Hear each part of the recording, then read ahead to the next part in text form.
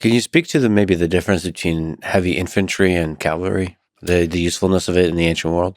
The ancient world, sort of from the Greeks through the Romans, there's this consistent line of focusing on heavy infantry. So going back to Greece, when they're fighting, let's say, Persia, which at the time was the superpower of the ancient world and vastly richer, vastly larger than ancient Greece, tons more men. But the Persians tended to be archers, tended to be light horsemen, tended to be light infantry, whereas the Greeks specialized in what are called hoplites, which is a kind of infantrymen with very heavy body armor, a helmet, a spear, and a really big, heavy shield.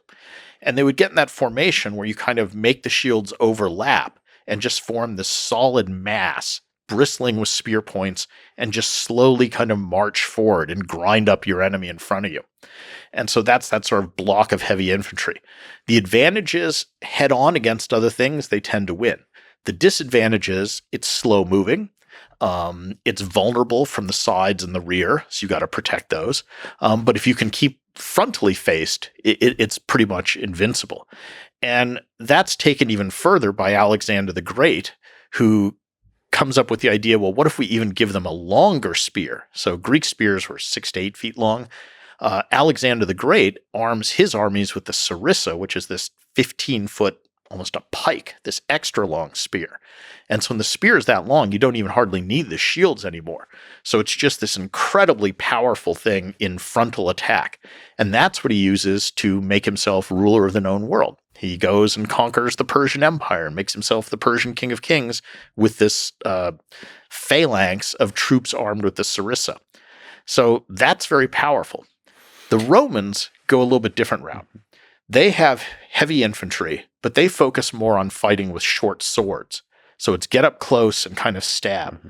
And the other thing the Romans do is they focus on flexibility and subdividing their army.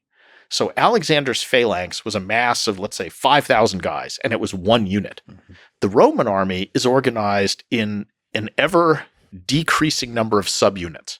So you have a group of 8 guys who are a contubernia, the men who share a tent. You take 10 of those and they form a century of 80 men.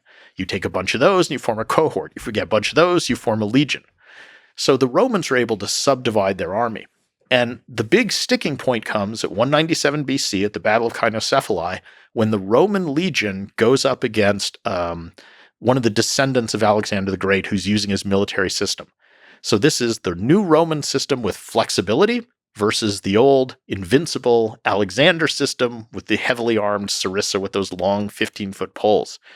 And the key moment in the battle is where they lock together, and in a head-on clash, the Macedonians are going to win. But the Romans have the flexibility to break off a little section of their army, run around to the side, and attack that formation from the side, and they win the battle. So they prove tactically superior because of their flexibility. So it's always development and counter-development in military history. A fascinating, brutal testing ground of tactics and technology. Adaptation. You have to keep adapting. That's, I think, the key thing.